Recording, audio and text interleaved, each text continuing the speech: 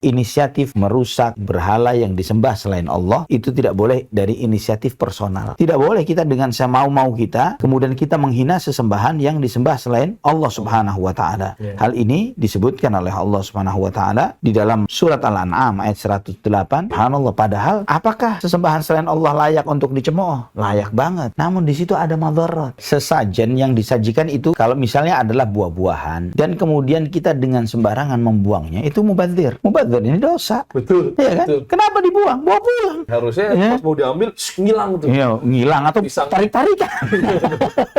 Ini pisang gue gitu kan. Kalau ada yang protes, disuruh saya waktu ke sana, dia ngebisikin saya disuruh bawa pulang. Saya bawa pulang. Saya percaya nih, ngomong sendiri sono.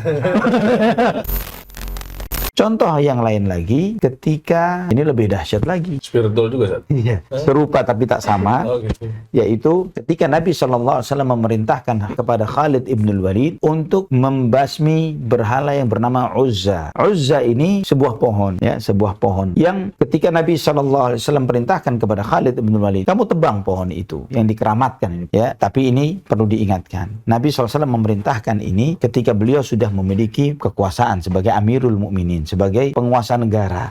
Inisiatif merusak berhala yang disembah selain Allah itu tidak boleh dari inisiatif personal. Ya, nggak boleh kita tahu kemudian tiba-tiba di luar kekuasaan kita, di kampung kita misalnya ada beberapa penyembah berhala, terus kemudian dengan sporadis kita buat kekacauan dengan merusaknya dan sebagainya. Yang seperti ini malah tidak bijak dan tidak sesuai dengan tuntunan Rasulullah SAW. Maksudnya tidak sesuai dengan tuntunan Nabi SAW. Antum mengetahui selama 13 tahun sebelum hijrah, Nabi SAW tinggalnya di kota Mekah. Dan di sekitar Ka'bah, jangankan di sekitar Ka'bah, di dalam Ka'bah ada berhala. Selama 13 tahun Nabi SAW sholat di Masjidil Haram dengan 360 berhala itu, tidak sekalipun Nabi merusak berhala yang ada di sekitar sana. Baik, karena belum menjadi pemimpin negara.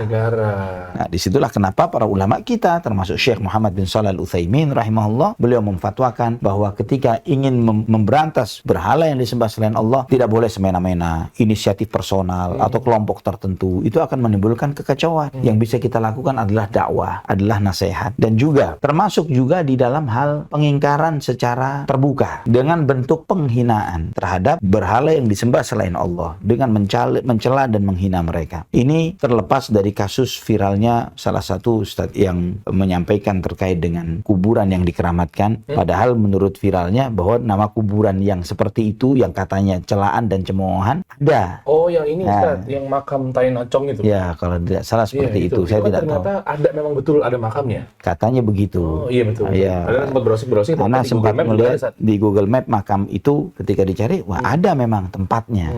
Ya, sebelum viralnya kalimat ini gitu loh. Anda tidak tahu apa artinya, tapi katanya dalam bahasa daerah tersebut adalah bahasa yang menghina.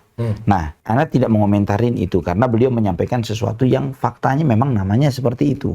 Anggap ini tidak ada. Anggap misalnya kemudian ada satu berhala yang disembah dan kemudian kita mencelanya, menghina berhala tersebut, mencaci maki berhala itu. Yang seperti ini tidak dibolehkan, ya. Tidak boleh kita dengan semau-mau kita kemudian kita menghina sesembahan yang disembah selain Allah Subhanahu wa taala. Hal ini disebutkan oleh Allah Subhanahu wa taala di dalam surat Al-An'am ayat 108, "Wala tasubbul ladzina yad'una min dunillah fayasubbullaha adwan bighairi ilm." Ya, surat Al-An'am ayat 108. Dan janganlah kamu mencela sesembahan-sesembahan yang mereka sembah selain Allah, yang karenanya dengan itu nanti mereka akan mencela Allah dengan cara yang melampaui batas tanpa ilmu. Ya, sebagai bentuk reaksi ketika ahli tauhid yang menegakkan tauhid dengan gampangnya menghina Tuhan ini, Tuhan itu, mencela, dicemooh dan dicaci maki, akibatnya kemudian mereka mencemooh Allah Subhanahu wa taala sebagai bentuk reaksi dan perlawanan, padahal itu mereka lakukan dengan kejahilan dan kebodohan.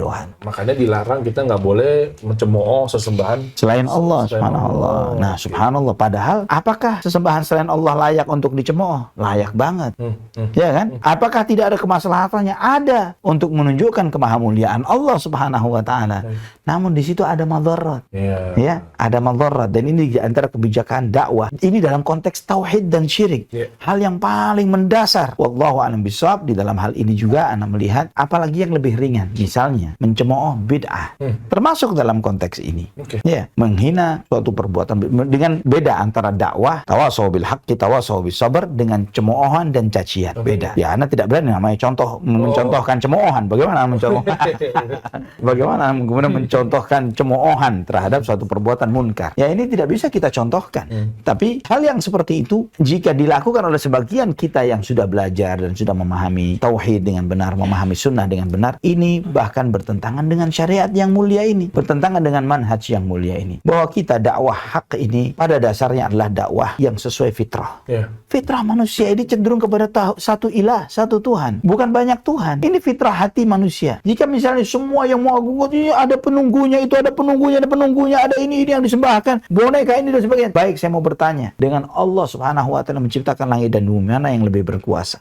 Semua hati akan mengatakan, ya Allah yang menciptakan langit dan bumi yang lebih berkuasa. Kenapa pakai belok ke kanan ke kiri? Kenapa tidak langsung meminta kepadanya? Kalau misalnya, oh ini pakai perantara. Baik, kita mau bertanya lagi. Antara Anda dengan perantara tersebut, dengan Anda dengan Allah, mana lebih dekat? Mana lebih dekat? Allah lebih dekat. Idza salaka ibadi anni fa inni qarib. Jika hambaku bertanya kepadaku tentang aku dekat. Kedekatan Allah kepada kita begitu dekatnya sehingga ngapain pakai perantara? Karena fitrahnya nampak depan pelupuk mata, Ustaz. Jadi kalau apa-apa gampang. Kan begitu. Dan nampak itu ketika di depan mata, ketika kita jalan dan kita tinggal di rumah kan jauh juga gitu kan. Tapi tidak terjadi dengan Allah Subhanahu wa taala. Betul. Itu udah kebantah itu subhanallah. Ya sekarang dekat dipegangin gitu kan. Ketika ditinggal di mobil antum masuk ke dalam rumah, begitu saja udah jauh nih misalnya begitu. Atau sebaliknya. Betul. Masuk.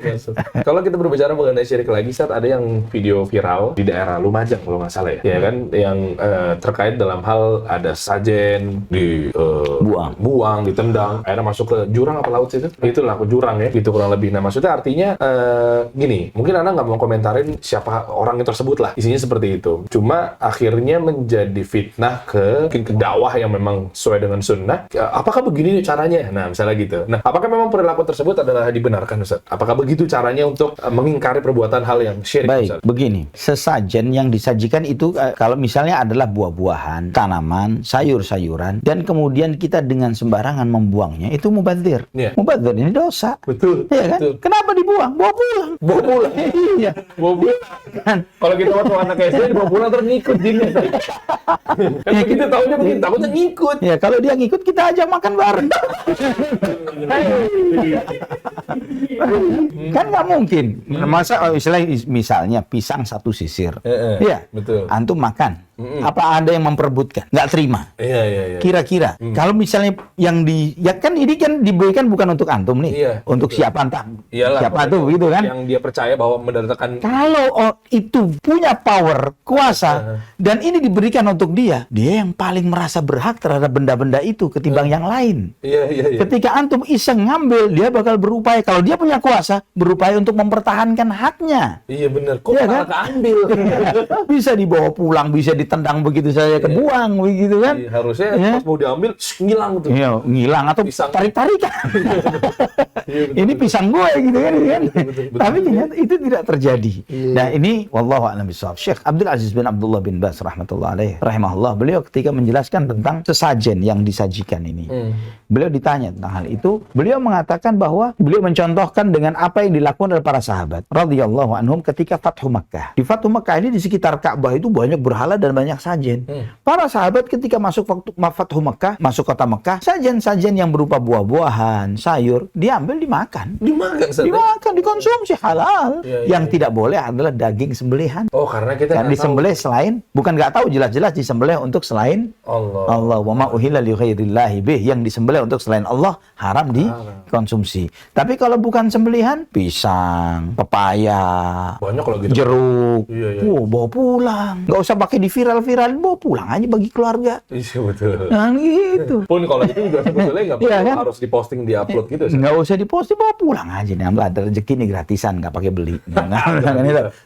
Kalau ada yang protes, disuruh sama yang jaga. Gitu kan? Ini oke, saya bawa pulang. Ya boleh bawa pulang. dia mempertahankan, dia minta nih, nggak bakalan diizinin saya bawa pulang, ya kan? Ya kan? Masuk. Disuruh saya waktu ke sana, dia ngebisikin saya disuruh bawa pulang, saya bawa pulang. Nggak percaya nih, ngomong sendiri sono. Caranya siapa nih? Nabi Ibrahim alaihissalam.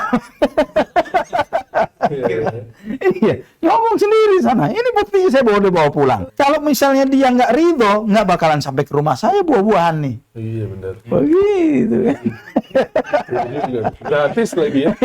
Iya. Nggak perlu nunggu tanggal kembar 78899 Shopee. Ini kan gratis. Masya Allah. Oh, Masya Allah. Emang banyak fenomenal ya. Sekarang udah masuk di jam 10. Masya Oh, nggak Allah. kerasa udah sejam. Berarti artinya mungkin kita buka tanya jawab kali ya.